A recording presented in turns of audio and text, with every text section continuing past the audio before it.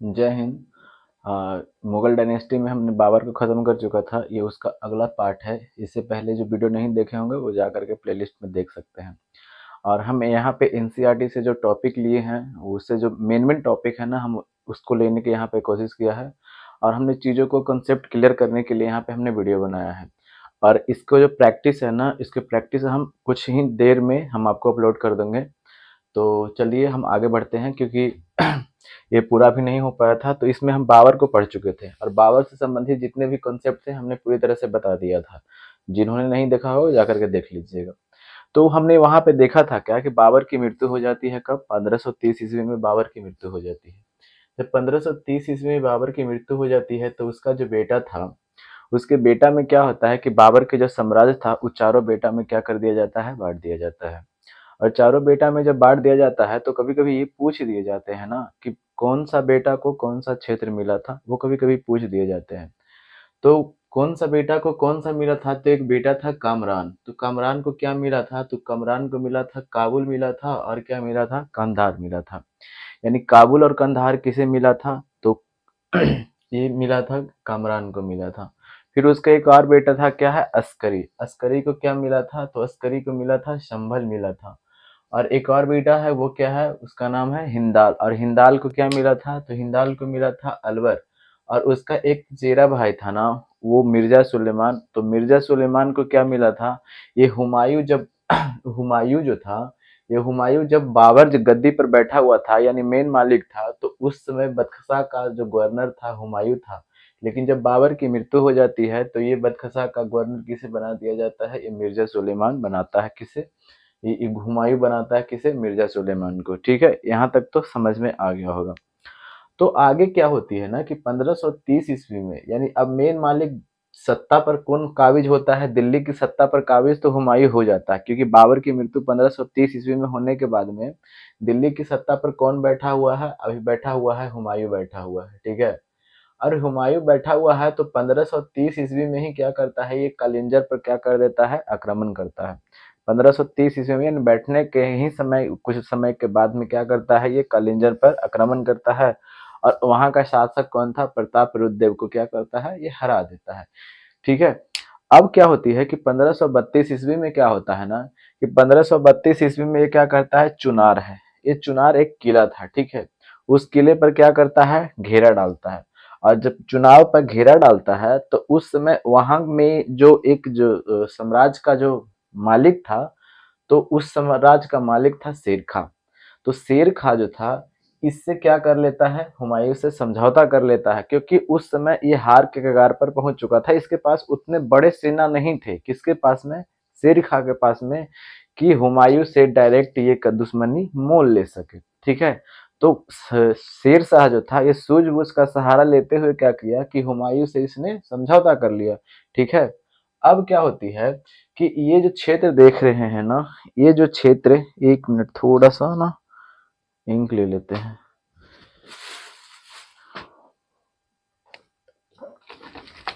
हाँ। अब ये क्या होती ना है कि ये जो गुजरात का क्षेत्र जो आप देख रहे हैं ना, ये गुजरात का क्षेत्र, तो ये गुजरात के क्षेत्र में बाज बहादुर था जो यहाँ का शासक बना हुआ था।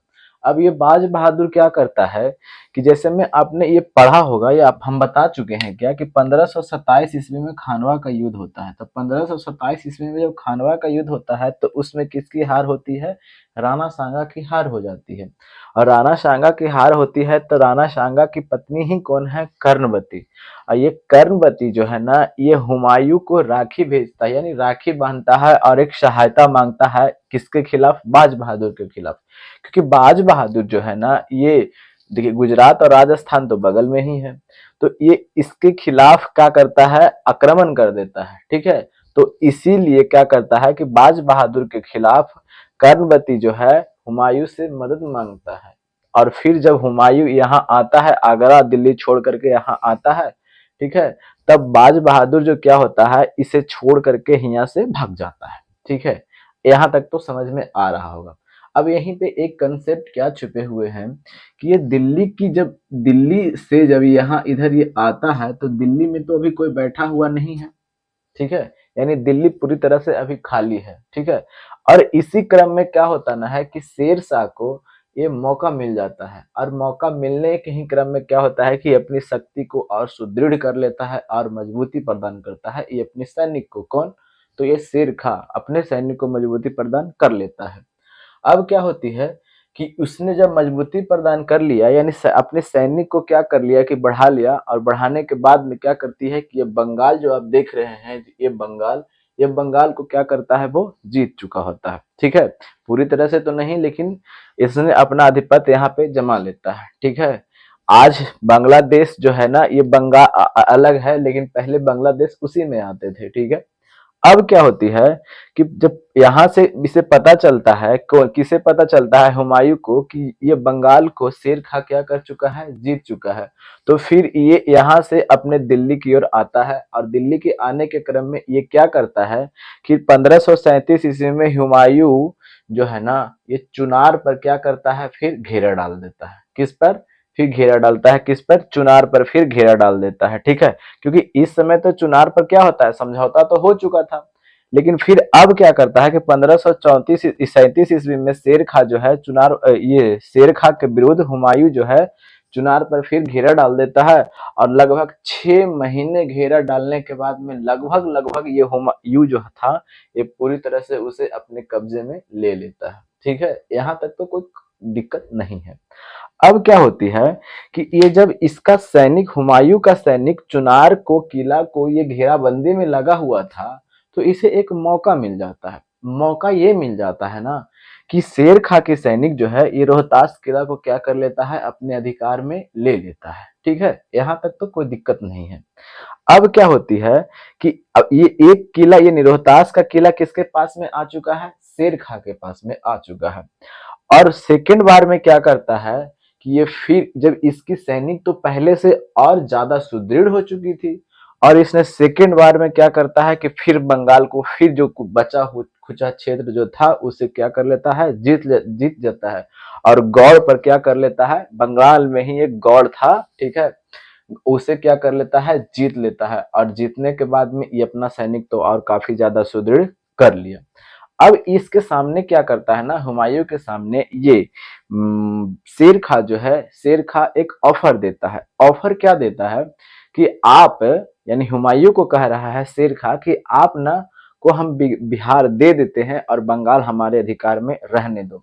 अब आप खुद बताइएगा कि बंगाल को खुद रखना चाह रहा है कौन, तो शेर खां रखना चाह रहा है, और बिहार को देना चाह रहा है। और उतने बड़े साम्राज्य का मालिक, ये पूरा साम्राज्य का मालिक अभी हुमायूं ही है, इतने बड़े क्षेत्र का। तो क्या ये कोई इतना बड़ा साम्राज्य का मालिक ये ऑफर स्वीकार करेगा? तो ये ऑफर स्वीकार नहीं करता है। हुमायूं ऑफर जो है, इसकी ऑफर को ठुकरा देता है। और ठुकराने के बाद में क्या करता है कि इसके खिलाफ अपने सैनिक को लेकर के निकल देता है। किसके खिलाफ? तो शेर खां के खिलाफ हुमायूं जो है अपने सैनिक को लेकर के आगे बढ़ देता है। और जब आगे बढ़ता है तो आप देखते हैं कि यहीं पे, कहाँ पे, ये बिहार में ही, ये बिहार में ही क्या होती है, चौसा स्थान है बक्सर में। ठीक है, ये चौसा स्थान है बक्सर में ही क्या होता है, चौसा नामक स्थान पर दोनों के बीच में क्या होती है, युद्ध होती है, जिसे चौसा का युद्ध के नाम से जाना जाता है। ठीक है, यानी 1539 ईस्वी में चौसा का युद्ध होता है। किसके किसके बीच होता है? तो शेर खां और हुमायूं के बीच में होता है। शेर खां और हुमायूं के बीच में क्या होती है, जंग होती है, जिसमें कि कौन विजयी होता है? तो इसमें विजयी होता है शेर खां, विजयी होता है, और हुमायूं की क्या हो जाती है, हार हो जाती है। अब जब हुमायूं की हार हो जाती है तो फिर 1540 ईस्वी में ही एक क्या होता है, युद्ध होता है। और इस यहाँ पे ये बताते चलते हैं कि यहीं पे एक कर्मनाशा नदी बहती है, ठीक है, जो गंगा में जा करके क्या होती है, मिल जाती है। ऐसे हिंदू रीति रिवाज से इसमें एक मान्यता क्या है कि इसमें जो भी नहाते हैं ना, उसकी कर्म क्या हो जाती है, नाश हो जाती है। इसीलिए इस नदी का नाम ही क्या पड़ा है, कर्मनाशा। ठीक है, और इसी नदी में गिर करके, यानी कूद करके इसने क्या किया था, अपना जान बचाया था। कौन? हुमायूं बचाया था। और उसकी जान बचाया था कौन? तो जान बचाया था एक व्यक्ति था, वो व्यक्ति का नाम था भिस्ती। और इसीलिए क्या होता है कि हुमायूं ने इसे एक दिन का क्या करता है, बादशाह बनाता है। किसे? तो भिस्ती को। ठीक है, अब क्या होती है कि 1540 ईस्वी में ही क्या होती है कि एक युद्ध होता है। ठीक है, उस युद्ध को क्या नाम दिया जाता है, कन्नौज का युद्ध। या बिलग्राम का युद्ध। तो 1540 ईस्वी में जैसे में ये युद्ध तो हम मान सकते हैं या आप कह सकते हैं कि धोखे से क्या होता है कि ये क्या होता है, ये चौसा का युद्ध में शेर खां जो होता है जीत जाता है। लेकिन वास्तविक रूप से क्या होता है कि ये इसमें भी कन्नौज के युद्ध में भी हुमायूं की क्या होती है, करारी हार हो जाती है और यहाँ पे ये शेर खां विजयी हो जाता है। और यहाँ से ही जब कन्नौज का युद्ध हुमायूं हार जाता है तो इसकी बादशाहत हमेशा हमेशा के लिए क्या हो जाती है, खत्म हो जाती है। और खत्म होने के बाद में ये 15 साल तकला एक घुमक्कड़ जिंदगी व्यतीत करता है। ठीक है, फिर जब 15 साल तक घुमक्कड़ जिंदगी व्यतीत करता है तो फिर से ये दोबारा 1556 ईस्वी में क्या होता है कि अपना गद्दी प्राप्त करता है। गद्दी प्राप्त करने के क्रम में ही क्या होती है कि इसे कुछ समय के बाद ही, कुछ महीने के बाद ही 1556 ईस्वी में ही क्या हो जाती है, इसकी मृत्यु हो जाती है। और इसकी मृत्यु की कहानियां कैसे होती है जो देख लेते हैं यहाँ पे कि ये 1532 ईस्वी में ही क्या होती है कि एक दीन पनाह भवन का निर्माण करता है। कौन निर्माण करवाता है, तो ये हुमायूं निर्माण करवाता है। ठीक है, जिसे एक और नाम से जाना जाता है, शेर ए मंडल के नाम से जाना जाता है। ठीक है, और इसी में क्या होता है ना कि इस सीढ़ी से क्या होता है कि हुमायूं गिर जाता है और गिरने के बाद ही क्या होती है, इसकी मृत्यु हो जाती है। अब क्या है कि एक व्यक्ति है लेनपुल, उस उन्होंने कहा कि हुमायूं जो है ये जीवन भर लड़खड़ाता रहा और लड़खड़ाते हुए ही क्या हो गया, मर गया। एक प्रसिद्ध व्यक्ति हैं, इतिहासकार हैं, तो कभी कभी ये पूछ देता है स्टेटमेंट में देख करके कि ये किनका कथन है कि हुमायूं जो था जो जीवन भर लड़खड़ाता रहा और लड़खड़ाते हुए ही क्या हो गया, वो मर गया। तो किसका कथन है, तो ये लेनपुल का कथन है।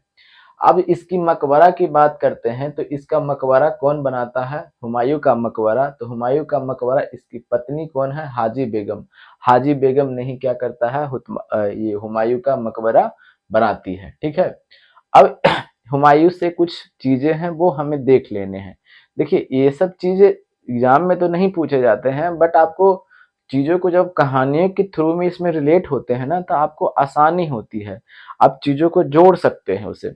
ये क्या था ना कि ये ना ज्योतिषी में काफी ज्यादा विश्वास करता था और काफी ज्यादा विश्वास करने के क्रम में ही क्या होता है कि ये 7 दिन में 7 कपड़े पहनता था। कौन, हुमायूं पहनता था। ठीक है, यहाँ तक तो देख लिया, ये ज्योतिषी में विश्वास किया।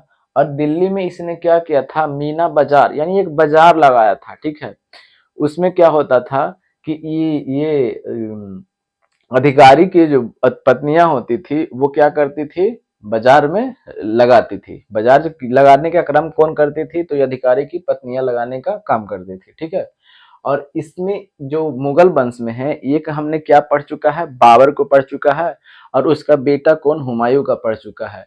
और इसके बाद कौन होगा, तो आपको पता होना चाहिए कि इसके बाद अकबर आएगा।